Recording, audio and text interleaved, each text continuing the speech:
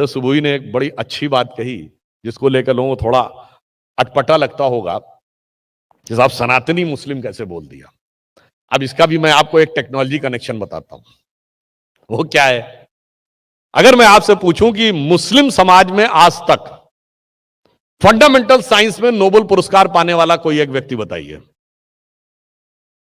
The only Muslim scientist who has got a Nobel prize in fundamental any subject of fundamental science, it was Mr. Abdul Sadd of Pakistan.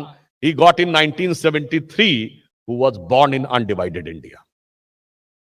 और पूरे आलमे इस्लाम में अगर सबसे बड़ा scientist पैदा हुआ है कोई पिछले 100, 125, 200, 300 साल में, तो डॉक्टर एपीजे अब्दुल कलाम जो भारत में हुए। एक जमाने में इस्लाम में भी बहुत विजडम हुआ करता था जब बैतुल हिकमत बगदाद का था। और आपको पता है बैतुल हिकमत जब बगदाद में बना, देखिए कैसे माइंडसेट कहां से कहां चला जाता है। अभी आप लोगों ने कुछ दिन पहले वो देखा होगा ना, हागिया सोफिया की जो कंट्रोवर्सी टर्की में। मजेदार बात जानते क्या थी?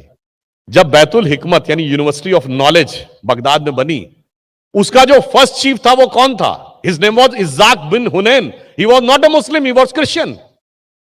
और वो उस समय रोम के एम्पायर जस्टिनियन के पास भेजते हैं अपने लोगों को कि साहब आप यहां बहुत सारी किताबें रखी हुई हैं, इन्हें हमें दे दीजिए। तो जानते क्या होता है? वो अपने जो सलाहकारों के साथ बाकायदा सलाह करता है कि भाई ये लोग मांग रहे हैं, दे दिया जाए कि नहीं। आप सोचिए उस समय उनके अंदर कट्टरपंथी विचारधारा थी। उसके सलाहकार कहते हैं जो हमारी किताब में लिखा इसके अलावा जो बाकी सब लिखा है तो बेकार है, इनको दे दीजिए, ये अपने आप निपट जाएंगे। वो दे देते हैं। उसके बाद ऊंटों में रख के हजारों हजार लाखों किताबें लाई जाती हैं और वहां से नई यूनिवर्सिटी बनती है। उसमें बहुत सारी नई चीजें निकली। आप में शायद बहुत से लोगों को नहीं पता होगा कि कोलंबस जब भारत को खोजने निकला था तो उसने जिन नक्शों का प्रयोग किया था, वो नक्शा बनाने वाला अल इदरीसी अरब का था और मुस्लिम था। मगर आज क्या स्थिति हो गई? आज जानते क्या स्थिति हुई कि एक बार मैं पहले भी बता चुका हूं, एक टीवी डिबेट में जब ये बात होने लगी कुछ दिन पहले, आपको ध्यान हो ना कि 2-3 साल पहले की बात है कि गूगल के ऊपर भिखारी टाइप करो तो इमरान खान की फोटो आ जाती थी। उसको लेके पाकिस्तान ने ऑब्जेक्शन किया। उसने कहा कि साहब चूंकि गूगल का चीफ इंडियन है तो इंडिया ने मैनिपुलेट किया हुआ है, इसलिए गूगल पे भिखारी टाइप करो तो पाकिस्तान के प्राइम मिनिस्टर की फोटो आ जाती है। तो एक टीवी डिबेट में एक पाकिस्तान की पत्रकार महोदया ने हमसे आपत्ति की। मैंने कहा आप बिना वजह परेशान हो रही हैं, हमारे यहां सिर्फ गूगल का चीफ नहीं है, माइक्रोसॉफ्ट का चीफ भी हमारा है, पेप्सी का चीफ भी हमारा है, मास्टर कार्ड का चीफ भी हमारा है, एक समय में सिटी बैंक का चीफ भी हमारा था। इतने बड़े बड़े ऑर्गेनाइजेशन के चीफ हमारे हैं। हम 75 साल में यहां पहुंचे। बेसिकली तो हम और आप बाई डीएनए तो एक ही थे, मगर आपके यहां कौन कौन से चीफ है? लश्कर तैयबा का चीफ है, जैश ए मोहम्मद का चीफ है, अलकायदा का चीफ है।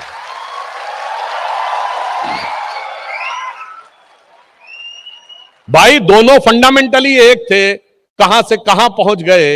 इसीलिए मैं कह रहा हूं। अब मजे की बात आपको बताता हूं। अब्दुल समद जिनको की पहला पुरस्कार मिला, उनको बाकायदा पाकिस्तान की पार्लियामेंट ने एक एक्ट पारित करके, क्योंकि वो अहमदिया सेक्ट के थे, उनको गैर मुस्लिम घोषित कर दिया। मतलब इससे ज्यादा मजेदार बात नहीं हो सकती कि अगर रोज होके आपको एक कोई साइंटिस्ट मिल गया वो बाहर। डॉक्टर कलाम को जब हम लोगों ने 2002 में राष्ट्रपति बनाया तो आज की सो कॉल्ड सेकुलर ब्रिगेड ने डॉक्टर कलाम का बहिष्कार कर दिया। अब मैं विनम्रता से पूछना चाहता हूं, मैं पहले भी ये बात कई बार कह चुका हूं, मैं पूछ रहा हूं कि आज बुरहान वानी के नमाजे जनाजा में जाते हुए सेकुलर दिखते हैं, याकूब मेनन के नमाजे जनाजा में जाते हुए दिखते हैं, अफजल हम शर्मिंदा हैं के नारे लगाते हुए दिखते हैं। मैं पूछना चाहता हूं एक नेता बताइए जो डॉक्टर एपीजे अब्दुल कलाम के नमाजे जनाजा में गया। इसलिए यह बात हिंदू मुसलमान की नहीं है, बात इस बात की है कि आप किस कट्टरपंथी विचार के साथ खड़े होना चाहते हैं। और जो अभी उन्होंने कहा, वास्तविकता में अंतर क्या था?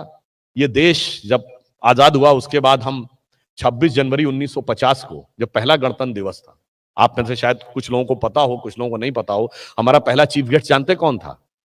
इंडोनेशिया के तत्कालीन राष्ट्रपति अहमद सुकर्नो। और उनकी स्थिति इंडोनेशिया में वो मानी जाती है जैसे हमारे यहाँ महात्मा गांधी की मानी जाती है, कि मतलब पूरे देश को खड़ा करना और एक सोर्स ऑफ इंस्पिरेशन। एक तो मजेदार बात यह है, और इंडोनेशिया क्या है, दुनिया का सबसे बड़ा मुस्लिम देश। वहां के राष्ट्रपति का क्या नाम था, अहमद सुकर्णो। ये महाभारत वाले कर्ण से प्रेरित है। 1951 फर्स्ट नॉन अलाइन कॉन्फ्रेंस होती है भारत में, गुटनिरपेक्ष सम्मेलन। उसमें अहमद सुकर्णो भी आते हैं, और जैसा कि शिष्टाचार भेंट के नाते जब राष्ट्राध्यक्ष जाते हैं तो उनको कुछ भेंट दी जाती है, गिफ्ट दिया जाता है। गिफ्ट जो दिया गया तो अहमद सुकर्णो ने कहा मुझे एक और गिफ्ट चाहिए। तो नेहरू जी ने कहा क्या गिफ्ट चाहिए, कहा 4 घड़े गंगा जल। कौन मांग रहा है, इंडोनेशिया का राष्ट्रपति। तो जो पाकिस्तान के काउंटर पार्ट थे उन्होंने कहा ये आप क्या कह रहे हैं, हम मुस्लिम होके गंगा जल लेने की बात कह रहे हैं। तो अहमद सुकर्णो कहते हैं by change of circumstances we might have change our way of worship but we can not change our forefathers. और झूठ का ऐसा साम्राज्य हमारे दिमागों में बैठा दिया जाता है। इसलिए मैं कहना चाहता हूं, जो उन्होंने कहा ना कि अब देखिए झूठ का कैसा साम्राज्य। अभी यहां पे हिजाब की कंट्रोवर्सी हुई। अब मैं आपको 4 मुस्लिम प्रधानमंत्रियों के नाम बताते हैं, महिला प्रधानमंत्री जो मुस्लिम देशों की हुई। आप किसी की हिजाब में फोटो देखो तो बताइए। ये बेनजीर भुट्टो बगल में देखिए, कभी हिजाब में फोटो देखे थे? बेगम खालिदा जिया, शेख हसीना, हिजाब में फोटो देखे हैं कहीं? इटली की प्राइम मिनिस्टर रही हैं तांसु सिलर, और इंडोनेशिया की प्रधानमंत्री रही हैं मेघावती सुकार्णो पुत्री। देखिए मजेदार बात देखिए, मुस्लिम है, नाम क्या है, मेघावती सुकार्णो पुत्री। और मोहम्मद साहब की डायरेक्ट डिसेंडेंसी में सिर्फ एक ही परिवार है, शाह हुसैन ऑफ जॉर्डन। मोहम्मद साहब के परिवार को अहले बैत कहते हैं। सबसे मुकद्दस मुकाम उनका इस्लाम में माना जाता है। शाह हुसैन ऑफ जॉर्डन की 4 बीवियां हैं, एक की भी आप हिजाब में फोटो नहीं दिखा सकते।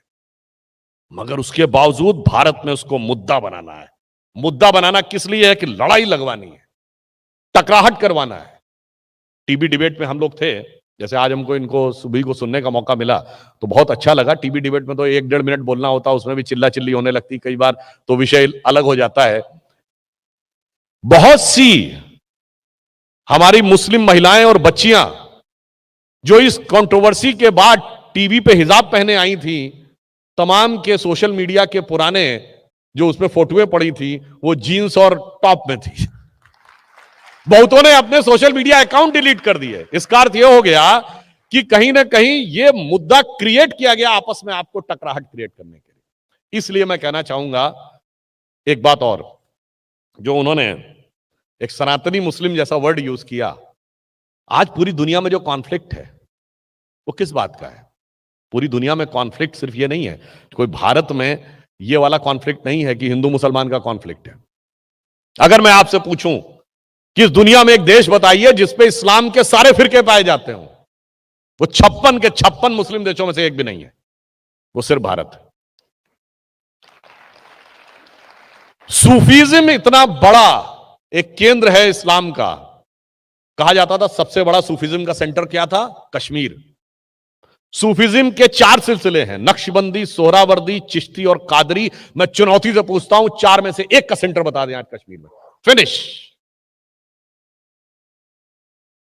यह बताइए, विवादित ढांचा को गिरने, यानी जिसको तथा कथित बाबरी मस्जिद कहते हैं, तो उसका तो हल्ला बहुत सुनाई पड़ता है। इस देश में एक मजार जला दी गई, उसका किसी ने उल्लेख किया? डिस्ट्रॉय कर दी गई चरारे शरीफ। वो सूफीज्म का प्रतीक थी। किसने किया? मस्तगुल ने। पाकिस्तान स्पॉन्सर्ड था। किसने किया?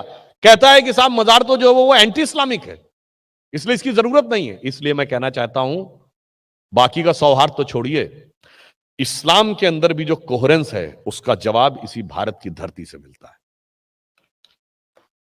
और इसीलिए मार्क टली जो बहुत बड़े पत्रकार हैं, हो सकता है विनोद जी को तो कभी उनसे बातचीत करने और मिलने का भी अवसर मिला हो, उन्होंने 2019 में एक किताब लिखी। उन्होंने कहा Muslims in India are the luckiest, और उसका उन्होंने रीजन ये दिया कि वो दिल्ली में रहे लगभग 26-27 साल। उन्होंने कहा मैं 3 दशक दिल्ली में रहा, निजामुद्दीन एरिया में, जहां सड़क के एक तरफ हजरत निजामुद्दीन औलिया की दरगाह थी और दूसरी तरफ तबलीगी जमात का ऑफिस था। उन्होंने कहा दुनिया में कोई मुस्लिम देश होता तो 3 दशक तक के साथ नहीं रह सकते थे, एक ने दूसरे को डिस्ट्रॉय कर ही दिया होता। पर भारत के मुसलमान इसलिए सौभाग्यशाली हैं कि वो अपने मजहब में जैसे चाहे वैसे इबादत कर सकते हैं, जो स्वतंत्रता उन्हें कहीं नहीं मिलती। इसलिए उसने कहा, और जिसको आप सो कॉल्ड गंगा जमुनी तहजीब कहते थे, जैसे कहा गया रसखान के लिए कहा गया, वो तो रसखान ने तो क्या लिखा था कि मानुस हो तो वही रसखान, बसों ब्रज गोकुल गांव के ग्वारन। मतलब पहले तो कह रहे हैं मुस्लिम होने के बाद मेरा अगला जन्म हो, क्या हो, मनुष्य के रूप में, तो गोकुल में ग्वाल बालों के बीच में। जो पशु हो तो कहा बस मेरो चरो नित नंद की धेनु मजारन। अगर पशु बनूं तो गायों के बीच में जो नंद बाबा की गायें थी, और पाहन हो तो वही गिरिकोज धरे कर छत्र पुरंदर धारण। पत्थर बनूं तो उस पत्थर के गोवर्धन पर्वत के जिसे भगवान कृष्ण ने ऊपर उठाया था।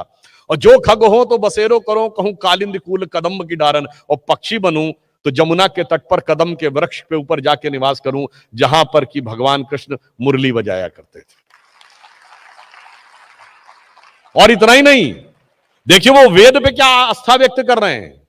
वो भगवान कृष्ण के छोटे रूप में कह रहे हैं कि शेष गणेश महेश दिनेश सुरेश जाहि निरंतर ध्यावे। यानी ब्रह्मा विष्णु महेश और गणेश सब जिसकी स्तुति करते हैं। और जाहि अनादि अनंत अखंड अछेद अभेद सुवेद बतावे। जो अनादि अखंड है, जिन्हें वेद बता रहे हैं, ताहि अहीर की छोहरियां छछियावर छाछ पे नाच नचावे। आप सोचिए, कोई कल्पना। और आपको मजेदार बात पता है, यह माना जाता है कि सैयद इब्राहिम रसखान का जन्म काबुल में हुआ था। आज काबुल कहां है, क्या स्थिति है काबुल में। इसलिए मैं कह रहा हूं, भारत और भारतीयता में वो शक्ति है, वो क्षमता है कि सबकी श्रेष्ठतम गुण यहीं से आके निकलते हैं।